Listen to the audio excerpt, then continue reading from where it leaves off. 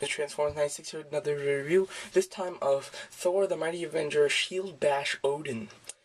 So pretty cool. So here you go. Okay, so first let's talk about the box. Says Shield Bash Marvel's Odin. I guess they didn't have the rights to Odin's name himself, so they had to put Marvel's in front of it. Pretty interesting. Pop out spike, pop out shield spikes. Sorry about that. There's name great artwork of Thor, really nice. I'm really impressed with this artwork. Looks great. And then the Avengers Assemble kind of logo there with the new toy lines. Picture of him holding his weapons. Says press button to reveal shield and sword spikes. Little bio, his name, some others in the wave. The sword spike Thor I have, and it should be the review right before this one. The Invasion Frost Giant should be the review in like 2 more reviews. I should review him. This one I don't have and I don't plan to get. So there you go. Okay, so Odin. Very cool. I guess it's like Thor's father. I think he's also Loki's father. I'm not too big on Thor. Like, I really am excited for the movie, but before the movie is coming, before we saw the trailers for the movie and stuff like that, I was not a big fan of Thor, so I didn't have any research of him and really don't know much about him other than like the trailer and the toys and stuff like that. So I guess this is his father, and pretty cool. So he comes with a couple. One thing that I do not like about the Odin figure, not about the figure himself, is because his accessories are both the big obnoxious ones. Normally, the accessory, you get one big obnoxious accessory and then like one normal one with these Thor figures. Most of the time that's what's kind of happening. But with this guy you get both big obnoxious ones, which is a bit of a shame. I would have loved, instead of doing the sword, if they could just do a regular sword, and same with the shield. But if they wanted a mech tech kind of like weapon, they can leave the shield, and then I would have liked to see a regular sword though. But nothing you can do about it. Is a shame, but just can't do anything about it. So there you go. So the feature on the sword is when you push this this blue button in, it extends, and then you can also extend the blades if you want to. They're on just very nice hinges. They can go anywhere, and then they just kind of like snap back, almost like magnets, which is pretty interesting and looks cool. I don't know what this is supposed to be or anything, but it's kind of neat looking, and it's just fun to do. So just you know, it's fun to do that. So kind of a neat thing with this weapon, and this weapon is detailed nicely, and it's painted in a couple different colors, which is good. It's not just like a solid paint. The shield is just a solid paint, which is a bit of a shame, but the sword is not. It's got some nice detail up here. This is, I don't know what you call this. This is more of a gray, as this is a silver, I guess you can say. This is definitely like a gray with the blue, and looks pretty nice. So there you go. The shield is a fun thing that it does. It's kind of fun. It's neat. Would have preferred a regular shield, but it is still a cool thing, and it does have some nice design. But it's all just one solid gray color, which is a bit of a shame. But what are you gonna do? So when you push this little middle button, it extends these like spikes, and they do rotate if you want them to, both ways too.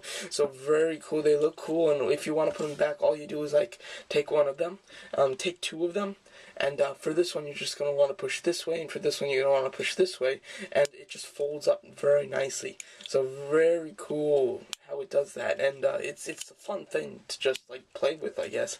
Just, you know, do that and that. It's fun. It's kind of neat. So a cool shield, I guess you could say. I would have preferred a regular shield, but, you know, if they had to do this, this was probably the best thing that they could do with this, because it's pretty cool. So there you go. So very nice accessories, kind of. Would have preferred things that he holds, but for what they do, they're okay. They're pretty nice. Well, I guess you can call this an accessory, is his cape. Same thing with Thor. It does unpeg, and is a bit more skinnier. It's not like the same cape that they use for Thor. It's a different mold, and it's a very hard, soft rubbery plastic. fantastic, so very cool. It's got a little peg up there and pegs onto his back. Now the Thor figure himself. Like I said with Thor in my Thor review, the faces and head sculpts of these figures are very good. It's hard to make very accurate face sculpts when they're real humans. But the Thor toy line is really exceeding with this. Who's the actor that plays this guy? I think it's like Tony Hawkins? Something like that, I think. I totally forgot to look up these actors' names before I started this review. This guy's somebody famous, though. But anyway, very nice face sculpt. Really looks like the actor, and very cool. He's got like an eye patch, which is pretty neat, and just a very nice sculpt. Hair and beard and everything looks very good. So pretty cool. And for an old guy, he looks pretty tough. So that's kind of neat, I guess. Articulation, he has just a jointed swivel head, which is very nice. The only thing that's a little bit of a problem with him is his neck joint is hindered by his hair. Unlike Thor, with Thor's got long hair, but it doesn't hinder his neck rotation.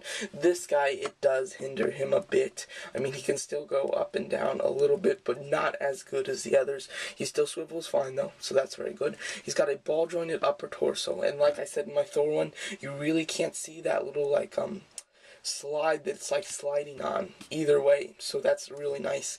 He's got a ball-jointed shoulder, like, a ball hinge shoulder like all of the Thor figures. He's got a hinge swivel elbow, no bicep articulation, swivel wrists, and then he's got a ball jointed thigh, which is a very nice joint and is not hindered by anything, which is really good.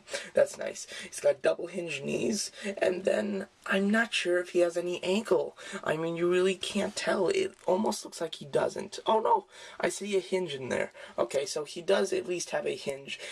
Yeah, so he can move his heel up, but it's kind of hard to move it like down like this, because it is hindered by this back piece, and it does swivel too, but it is hindered by the pants. So ankle articulation is a bit hindered, but not too horribly bad. It's still okay. So very cool. And I guess he can hold both of his accessories. I've had him hold the shield before. It just stretches out his fingers, which don't look great. If they ever in the future release a figure with just like a basic sword or something, and not like a mech tech sword or anything, just a regular sword, I might pick up 2 of those figures just to have an extra sword for this guy, because I'd like to have him holding something on my shelf, but I don't want him to hold the big, obnoxious accessories. So, yeah. But paint and detail on this guy are very good, especially in the pants. Very nice. And then this chest piece here. Silver's great. Really good paint apps for these Thor figures.